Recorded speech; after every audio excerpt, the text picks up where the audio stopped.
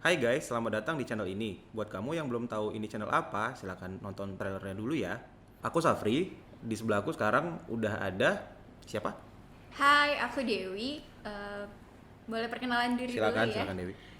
Nama aku Dewi Istiqomah, asal dari Kota Tanjung Balai. Oke. Aku alumnus PKN STAN, Iya, angkatan tahun 2018, jurusan pajak. Oke, Dan sekarang penempatan di Medan. Medan. Oke. Iya. Jadi kita di sini hari ini pingin ngebahas soal eh, kabar yang kemarin sempat trending topik juga karena udah ada siaran pers dari Kementerian Keuangan soal PKN STAN yang tahun ini nggak buka. Gitu. Oh, yang Sempat dengar gak beritanya? Iya, Karena lihat kemarin juga sempat kemarin. trending topik juga kan, maksudnya heboh, sempat heboh juga agak. Aku sebagai ya alumni STAN sempat shock juga gitu karena luar biasa ya, gara-gara 1 tahun nggak buka malah sempat trending topik loh gitu. Maksudnya berarti kan bener-bener iya, millennials yang pingin masuk STAN ternyata banyak mungkin banget. kayaknya lebih ke arah kecewa sih ya. Mungkin banyak yang sedih juga untuk nggak bisa masuk STAN gitu. Dia pertama kali lihat infonya itu kemarin di Instagram sama Twitter. Jadi sempet satu malam tuh trending Twitter pertama loh. Wah, debak ya. Iya. Ini sih ya, maksudnya eh, satu sisi bangga karena sebagai lulusan STAN otomatis itu kan memberikan kita gambaran kalau STAN itu begitu Minati. diminati dan masih jadi favorit kan, salah satu favorit lah bisa dibilang di Indonesia gitu. Tapi satu sisi ya sedih juga gitu karena gimana ya. Banyak yang udah nyiapin Iya diri. gitu karena kan kita punya pengalaman masing-masing juga kan gitu gimana anak-anak sekarang terutama itu well prepared kan untuk bisa masuk ke PKN Tapi dia STAN belum gitu. concern kali lihat ininya persnya. Abang ada nggak file persnya? Ada sih kemarin sempat sempat terima juga karena kan pasti heboh kan di grup gitu apalagi ada beberapa juga Karena- anggota keluarga yang sempat nanya gitu kan. Gimana sih Bang, bener nggak ini apa Iya. namanya? Oh ini udah ada siaran pers. Aku bacain dulu ya Wi ya. Iya, boleh. Eh, Sehubungan dengan beredarnya surat Kementerian Pendayagunaan Aparatur Negara nomor sekian tanggal 6 Mei, dapat kami sampaikan beberapa hal sebagai berikut. Jadi di surat ini ada 3, kalau Alasannya? dilihat 3 alasannya gitu. Yang pertama adalah soal yang pasti soal pandemi COVID-19 Iya. gitu. Jadi di surat ini disebutkan kalau seleksi dalam bentuk tes umum tidak dapat dilaksanakan dengan efektif mengingat jumlah rata-rata pendaftar selama 3 tahun terakhir mencapai 130.000 peserta gitu. Gak heran sih kalau itu bang. Ya. Soalnya di tahun Dewi aja tuh 2018 kita tuh pendaftarannya mencapai 160.000 lebih Wow. orang. Eh, aku ya tahu sendiri ya, udah agak lama ya, angkatan lama. Jadi 2004, aku masuk 2004 lulus 2005.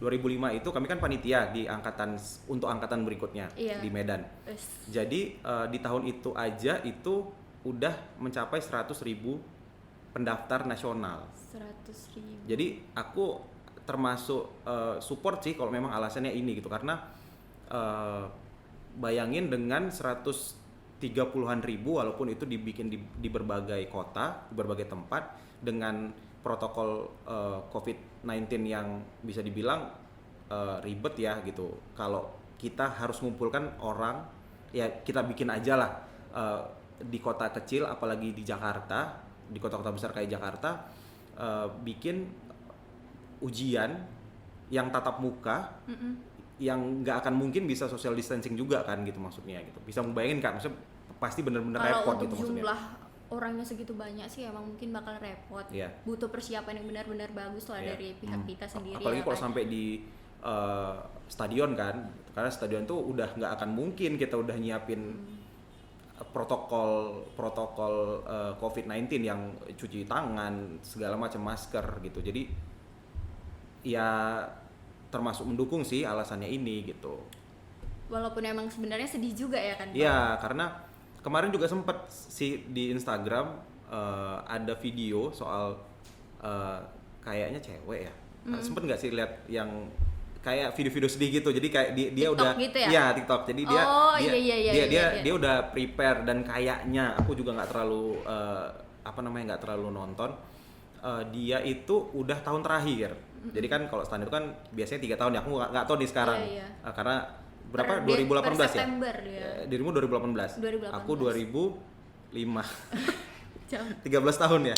Jadi Tapi rata-rata 2 tahun nyoba biasanya itu. Iya, Berarti dia itu terakhir ya, iya, tahun kedua berarti tahun kedua atau tahun ketiga. Kalau di Ketiga. kalau di angkatanku dan beberapa angkatan di bawahku itu maksimal 3 tahun. Jadi kayak aku kan SMA 2004, 2005, 2006 maksimal terakhir gitu. Karena kebetulan aku juga tahun pertama kan gitu. Jadi Iya. mungkin dia di tahun terakhir, dan gimana ya? Ya mungkin udah prepare ya segala macam, udah bimbel, udah apa gitu. Atau kita tayangin dulu nih videonya. Boleh. Oke.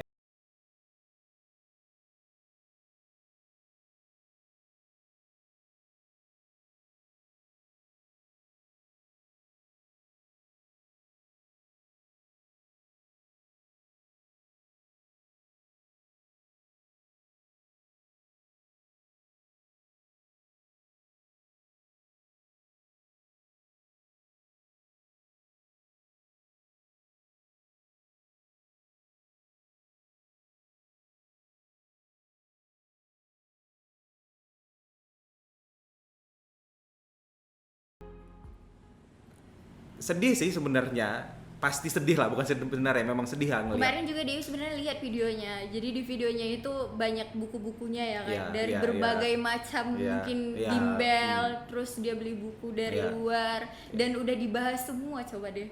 Semua udah dibahas, ikut TO-TO di mana-mana. Ya, dan dengan support keluarga juga ya secara finansial maupun secara psikologis juga kan gitu, maksudnya ditambah lagi kayak Dewi kan dari Tanjung Balai ya, Iya. istilahnya Dari kampung. bukan aku yang bilang ya.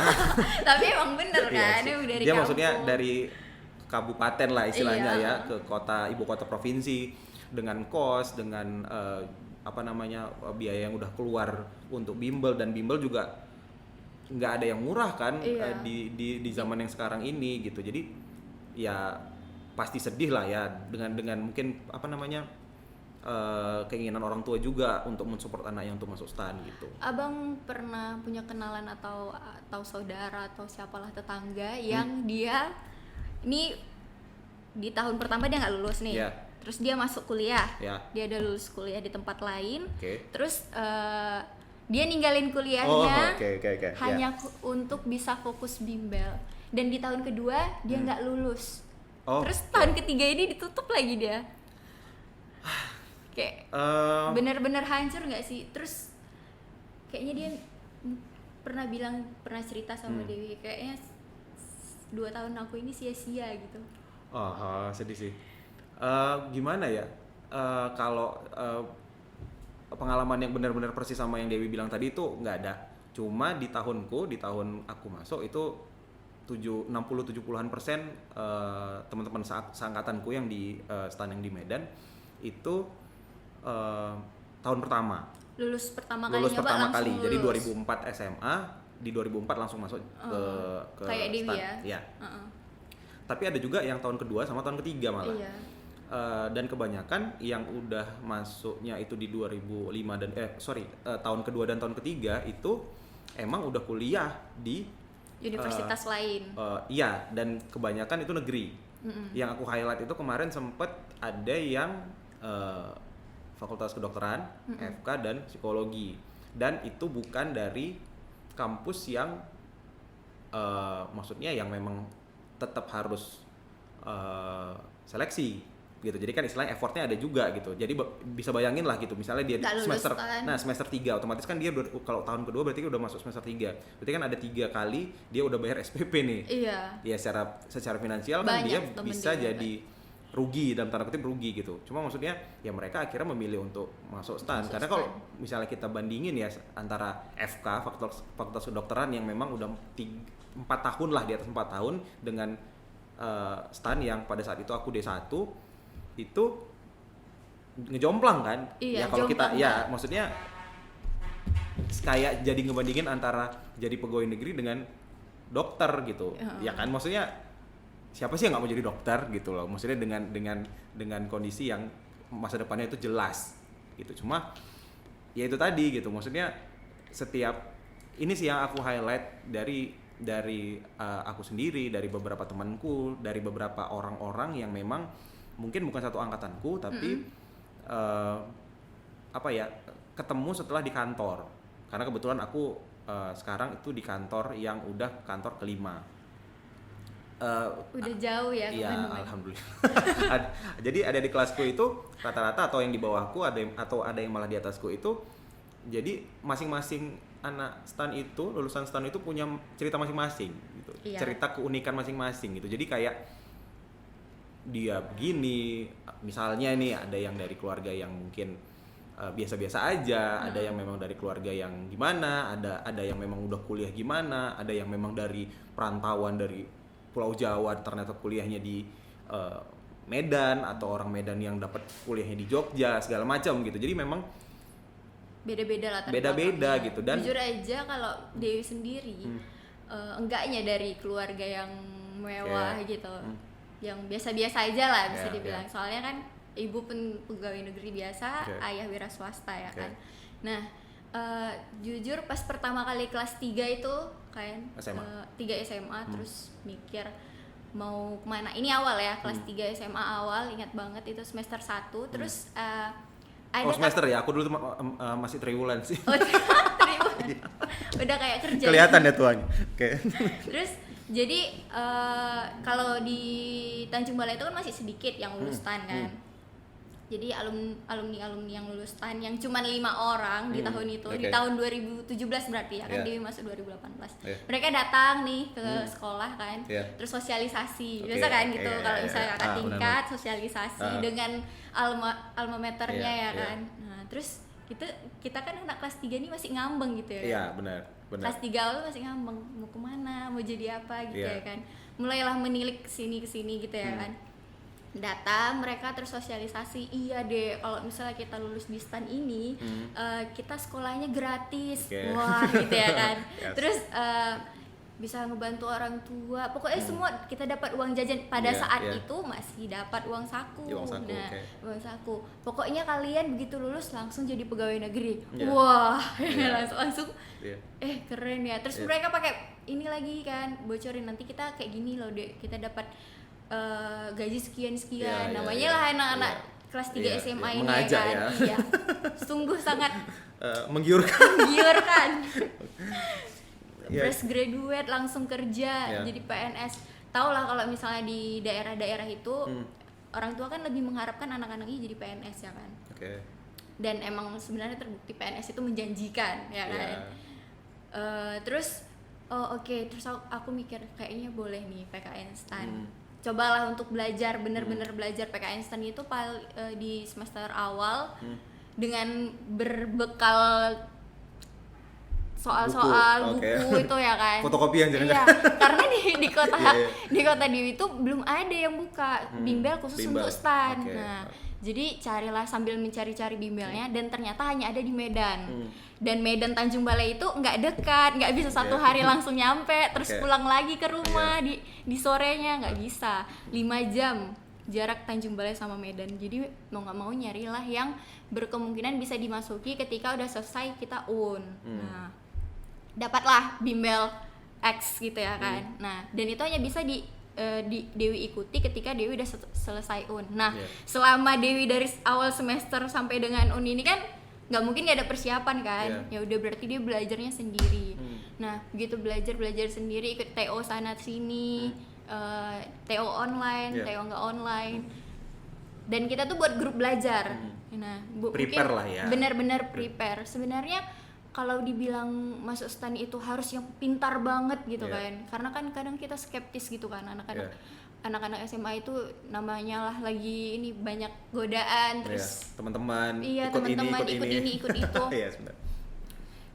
Jujur aja pernah juga ngerasa skeptis gitu kan, namanya manusiawi, pesimis, kayaknya aku nggak bisa karena kayaknya yang lulus itu kakak tingkat aku pintar semua gitu kan. Ini yang juara 1 umum, ini juara 2 umum, terus ini juara 5 umum, aku gimana ya gitu kan, aku cuma juara kelas doang gimana gitu.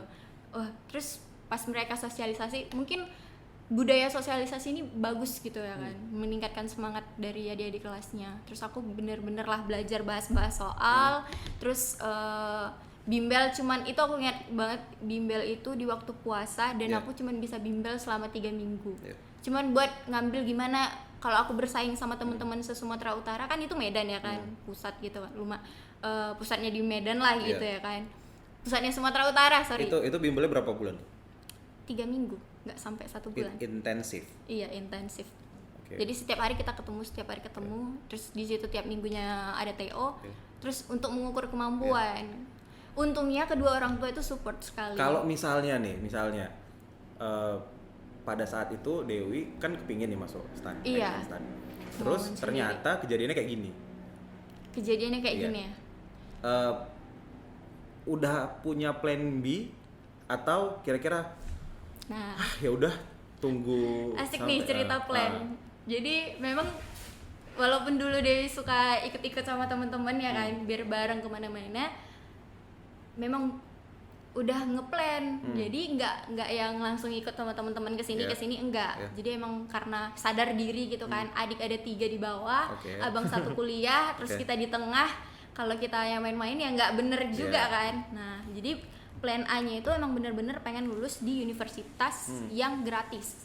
Maksudnya yang nggak bayar sama sekali gitu. Tapi negeri juga nggak bayar kan? Bayar. Ya. Berarti lebih memang ngarah ke sekolah kedinasan berarti? Iya, memang sengaja pengen kedinasan. Terus masuk saran dari kakak tingkat juga masuk kedinasan. Pada saat itu memang eyes on STAN atau memang kan kita kan di Indonesia juga banyak kan sekolah kedinasan, ada statistik juga, ada yang sandi negara ya apa sih? Gitu iya, lah, ada banyak sekali, intelijen, STIS. Ya, itu ada 8 waktu di tahun Dewi. Enggak ngincer itu, memang ngincer STAN berarti. Emang ngincer STAN, karena emang bukan rahasia umum lagi kalau STAN itu benar-benar murni 100% kan. Nah, waktu itu mikir ya kali orang tua mau nyogok gini-gini gitu ya kan. Nah, jadi akulah yang mengupayakan diri sendiri gitu kan. Nah, memang karena anaknya sadar diri, pesimis waktu itu ya kan. Aku harus buat plan B, plan C gitu ya kan. Nah, plan A itu emang bener-bener pengen masuk ke kedinasan dan itu STAN karena kita kan tahu sendiri. Plan B-nya apa? Plan B-nya itu SNMPTN. Nah, SNMPTN terus yang terakhir itu SBMPTN. Kalau nggak bisa lagi, aku pernah bilang gini sama mama kayak, "Mak, kalau anak-anak kelas 3 ini kan kayak pesimis gitu, terus cerita lah ya kan sama mak kalau misalnya nggak lulus di sini gimana? Ya udah nanti SNMPTN. Mak ini serius, kalau nggak lulus SNMPTN gimana? Ya udah nanti SBMPTN. Di zaman dulu kan SBMPTN namanya kan, kayak sekarang UTBK ya kan. Nah, ya udah nanti swasta kata mama. Yakin mama swasta gitu, kayak gitu loh, karena punya adik yang adik banyak di bawah gitu kan. Ya nggak apa-apa, yang penting anak mama kuliah semua. Nah di situ langsung lepas beban semua. Tapi bener sih, maksudnya kalau kita ngelihat video tadi ya gitu, maksudnya ya setiap orang, terutama setiap pendaftar STAN itu kan punya ekspektasi masing-masing ya. Istilahnya kayak pinginnya apa sih yang mau kejar, apa sih yang mau dicari dari lulus di STAN misalnya, kayak misal gimana ya, kayak sampai di mana tadi Wi? Sampai di plan B ya. Plan B ya. Jadi plan A itu emang masuk universitas kedinasan, sekolah tinggi kedinasan. Terus plan B-nya itu SNMPTN. Nah, dan kebetulan dia juga lulus kemarin di SNMPTN, lulusnya di Medan, terus lulus lagi di IPB. Terus karena di sistemnya di tahun Dewi itu ketika udah lulus di SNMPTN kita nggak boleh lagi nih ikut tes SBMPTN. Ya udah berarti SBM nggak Dewi ikutin. Nah, bingungnya kemarin itu kalau STAN ini kan memang kita ketahui bahwa seleksinya itu bertahap-tahap ya kan. Nah di tahun Dewi itu ada 3 tahap. Pertama itu tahap seleksi ujian tertulis, TPA sama TBI. Terus berkelang 1 bulan itu menunggu pengumuman, terus keluar pengumuman kan di sistem gugur nih. Kalau misalnya nggak lulus ya udah dia gugur. Nah kalau misalnya lulus tahap pertama, lanjut lagi ke tahap kedua. Tahap keduanya itu kesehatan sama kebugaran. Kalau dia kesehatan itu biasalah kayak tes mata, tinggi badan, berat badan, tensi, tekanan darah, gitu-gitulah pokoknya. Terus kebugaran kita disuruh lari selama 12 menit keliling BDK Medan karena Dewi pendaftaran yang kemarin BDK Medan. Terus kita keliling gedung yang ada di BDK itu. Terus ada lari sprint angka 8, pernah nggak Bang? Lari sprint angka 8. Tahunku itu di tahunku sampai beberapa angkatan di bawahku itu benar-benar setelah lulus ujian, ya udah masuk. Oh, cuma satu tahap doang. Loh, kecuali kalau bea cukai. Kalau bea cukai itu karena memang ada lari ya kalau nggak salah, gitulah. Pokoknya tes fisik. Kalau di angkatanku sendiri ya udah lulus ujian, dan itu juga tahunnya, kalau dulu kan zamannya namanya SPMB ya.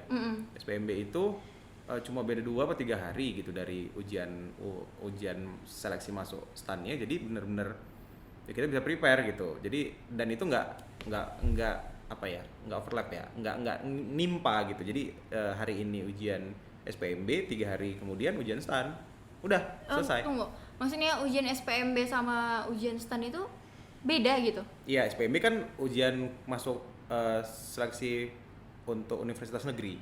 Oh, gitu. namanya SPMB. Oh, beda ya, udah 1 dekade lebih kayaknya. Iya, soalnya kan kalau di tahun Dewi aja yang beda sih sama tahun selanjutnya. Kami aja SNMPTN, SBMPTN ya kan. Di tahun selanjutnya namanya UTBK. Jadi kalau aku dulu yang masih ngobrolin soal plan B tadi ya. Kalau aku sih memang nggak terlalu minat kuliah sih kalau dulu gitu. Jadi agak kurang relate sih sama apa namanya beberapa orang teman-teman yang kepingin lah untuk kuliah gitu. Cuma kalau aku sih sebenarnya ya sharing juga sih untuk teman-teman yang mungkin tahun ini udah kadung kecewa soal stan nggak buka gitu. Mungkin kalau teman-teman yang nonton bilangnya gampang, udah masuk kan, ngapain, udah tinggal istilahnya udah jalanin aja, kalian udah enak gitu. Cuma kan maksudnya gimana ya, kami kan pernah juga di posisi itu, kita pernah juga di posisi itu gitu. Kalau aku sih mikirnya sebagai ya umur 17, 18, 19, 20 itu kan kita bisa bikin plan, tapi nggak selalu dapat apa yang kita harapkan gitu. Sedih sih pasti otomatis. Dan gimana ya, video tadi itu kayak ya heartbreaking sih gitu. Maksudnya sedih ya pasti ya gitu. Apalagi kayak aku bilang tadi, kita kayak udah ekspektasi orang tua, ditambah lagi mungkin kayak aku punya kakak atau aku punya sepupu yang jauh yang memang udah lulus, udah 2-3 tahun kerja di Kementerian Keuangan gitu. Pasti sedih sih, dan pasti sedih gitu. Cuman Dewi ada pesan nih buat teman-teman yang mungkin nggak lulus di tahun ini. Jadi sebenarnya Dewi dulu tuh nggak pernah menanamkan ke dalam diri sendiri terlalu berharap ke lulus di stan ini, karena emang sadar diri. Jadi lebih ke diri sendiri gitu. Jangan malah kalau orang-orang bilang sekarang tuh terlalu mendewakan harus lulus di sini. Itu tuh konsep yang salah dari awal sebenarnya. Karena ketika kita terlalu mengharapkan sesuatu, aku harus begini, ya kita namanya manusia ya berusaha dong. Iya, pasti. Yang nentuin kan tetap yang di atas. Jadi dari awal itu ubah dulu niatnya. Niatnya kita itu aku berusaha, terus aku berdoa gitu aja. Dan gini sih, kalau aku boleh buka dikit soal apa namanya trik. Karena kan kalau kita mikirnya untuk aku kepingin masuk stan gitu misalnya. Masuk stan untuk kerja di Kementerian Keuangan. Nah, kalau kita bedah sedikit soal sistem kepegawaian di Kementerian Keuangan sendiri, jalur masuk untuk jadi pegawai Kementerian Keuangan itu kan bukan hanya dari stan. Iya. Ada yang dari S1 dari jalur umum istilahnya. Iya, jalur umum. S1 Fakultas Ekonomi, Akuntansi, Hukum, ada beberapa fakultas lain yang memang juga di beberapa tahun diterima. Malah di tahun-tahun agak lama sih itu sempat sarjana pertanian, sarjana yang mungkin ngapain ya kerja di Kementerian Keuangan ini gitu. Nih jadi salah satu jadi motivasi buat teman-teman yang lain yang mungkin nggak bisa lulus melalui jalur STAN. Iya, karena sebenarnya Dewi dulu nggak tahu loh ini bang, ternyata ada yang dari lulusan umum. Iya. Kalau Dewi tahu kayak gitu, nah maksudnya gini, kalau ya gimana ya, ya prepare, istilahnya gini, it's time for your revenge sebenarnya, balas dendam. Misalnya nih tahun ini kita nggak bisa lulus STAN, masuk universitas negeri atau universitas swasta, ambil ekonomi, ambil akuntansi, 3 tahun 4 tahun kuliah, lulus, ikut seleksi pegawai dari jalur sarjana, dapat kan? Iya. Malah bisa dibilang kita bakal lebih puas gitu, karena dulu kita pernah kita bisa bilang kalau aku dulu nyoba STAN nggak ini loh gitu, let's say nggak lulus, atau malah kayak tahun ini kondisinya nggak buka malah gitu, betul-betul kayak kahar kan, di luar kontrol kita gitu maksudnya gitu. Kalau lulus STAN terus langsung kerja ke Kementerian Keuangan itu emang bagus gitu ya kan. Nah tapi untuk teman-teman yang mungkin nggak di situ rezekinya, jangan patah semangat ya di situ. Mungkin rezekinya nggak melalui STAN tapi melalui universitas lain. Karena kalau kita lihat siaran persnya tadi itu alasannya sendiri kan ada 3. Yang pertama itu tadi kan soal COVID, yang kedua ada soal sistem kepegawaian yang ada di Kementerian Keuangan sendiri gitu, karena kita tahu sendiri yang namanya sekarang kita Indonesia punya kementerian-kementerian, dan ada beberapa juga di STAN yang memang penempatannya itu nggak hanya di Kementerian Keuangan. Bisa dibilang kan kita memang benar-benar harus ngikutin nih, misalnya nih tahun ini pemerintah maunya nerima pegawai negeri dari sekolah kedinasan sekian ribu misalnya. Jadi istilahnya ya gimana ya, sistem di dalam internal satu kementerian kita nggak bisa cari tahu juga gitu kan. Jadinya gitu. Karena tiap tahun tuh beda-beda. Kayak di tahun Dewi itu sendiri lulusan yang tahun 2018 itu banyak, bahkan kakak-kakak tingkat kan, kalau misalnya yang D3 itulah ya kan, mereka masuk 2015 terus mereka lulus di 2018. Nah mereka yang di jurusan-jurusan yang seharusnya sesuai dengan jurusan dia kuliah itu, ditempatinnya harusnya sesuai dengan jurusannya, ternyata nggak ditempatin di tempat yang seharusnya gitu. Nah ada yang penempatan di Basarnas, terus ada yang di rumah sakit, Kementerian Kesehatan, Kementerian Perhubungan, cuman emang mereka ditempatkan di bagian keuangan. Dan lagi kan sekarang sistemnya kalau kayak aku dulu 2004-2005 itu ya lulusan STAN di mana kayak aku perpajakan, ya ditempatkan kayak sekarang di Direktorat Jenderal Pajak gitu. Jadi aku dengar sih, aku nggak terlalu update soal berita-berita itu, tapi aku sempat kemarin dengar di beberapa tahun lalu ada kayak dirimu bilang gitu, ada yang Kementerian Kesehatan, ada yang di luar Kementerian Keuangan gitu kan. Istilahnya ya berarti kalaupun kita ngelihat dari sistem penerimaan PNS sekarang, kita kan nggak boleh milih lebih dari satu sekolah kedinasan juga kan gitu. Jadi memang kita sekarang memang benar-benar harus ngikutin sistem rekrutmen PNS itu benar-benar dari pusat gitu. Jadi memang ya banyak kementerian yang minta dari STAN. Iya gitu. Mungkin mereka lagi bicarakan perihal itu kali ya mungkin. Dan yang ketiga ada satu lagi ya, Wi ya. Aku lupa. Iya, ada satu lagi. Dia tentang ini ya. Ayo mana? Penataan ulang sistem dan tata kelola kedinasan di PKN STAN. Oke. Kalau ini sih jujur aja karena Dewi emang dulu kuliahnya di pusat kan, karena kan mungkin di tahun abang di BDK ya, di Medan ya. Kalau Medan di BDK sampai dengan di tahun Dewi tahun 2018, angkatan tahun 2018 semua dipusatkan di kampus PKN STAN di Bintaro ya. Nah kalau dari selama kuliah di situ lah ya, Dewi amati bahwa sebenarnya kita tuh kekurangan fasilitas.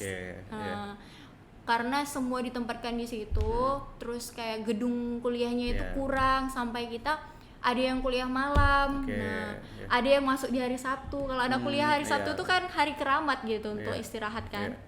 Ditambah lagi sekarang bentukan STAN juga udah jadi PKN kan sekarang. Iya, gitu. jadi politeknik kan. Tapi emang seharusnya kalau politeknik itu buka setiap tahun nggak sih, Bang?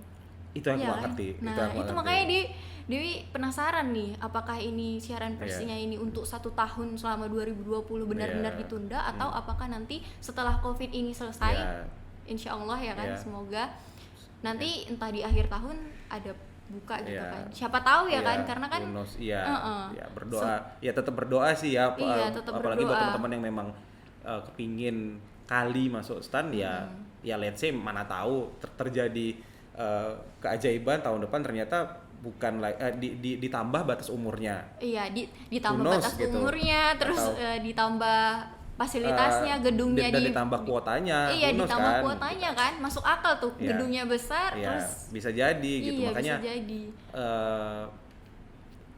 Gimana ya, untuk teman-teman yang memang masih shock, masih sedih, nggak udah planning, udah bimbel ya, udah bimbel, dan bimbel juga nggak murah ya. Boleh sedih, cuma boleh kecewa, boleh, jangan berlarut-larut. Ya udah saatnya bikin plan B juga kan, untuk kedepannya gimana gitu, karena memang nggak akan mungkin kita stay di situ aja gitu. Iya, betul sekali. Oke Dewi, ada pesan lagi untuk teman-teman yang lagi nonton channel kita? Pokoknya mau ngingetin siapa aja yang mungkin lagi mau berusaha, masih punya kesempatan lagi untuk di STAN, kalian tolong diubah dulu niatnya. Kayak jangan terlalu mendewakan harus lulus di STAN. Nanti kalau misalnya semua nggak sesuai dengan ekspektasi kita, itu nanti yang bakal stres, terus ngurung diri, karena ada teman-teman Dewi yang juga ngurung diri karena nggak lulus di STAN. Nah, kalau misalnya udah berusaha, udah semampunya, berdoa, kalau emang rezekinya nggak bakal kemana. Terus untuk yang mungkin tahun ini kena dampak nggak bisa lagi ya, kalian harus sabar, semangat. Mungkin emang udah jalannya kayak gini, nggak apa-apa, nggak ada yang sia-sia di dunia ini. Kerikil dilempar ke lautan tuh bakal nyiptain gelombang kok. Oke guys, segitu aja dari kami sekarang. Jangan lupa subscribe dan tunggu video selanjutnya dari kami. Terima kasih sudah menonton video ini. Jangan lupa di subscribe dan share ke teman-teman kalian, supaya kita makin semangat bikin video untuk teman-teman semua. Terima kasih, kami caps dulu ya guys, bukan bimbel STAN. Bye.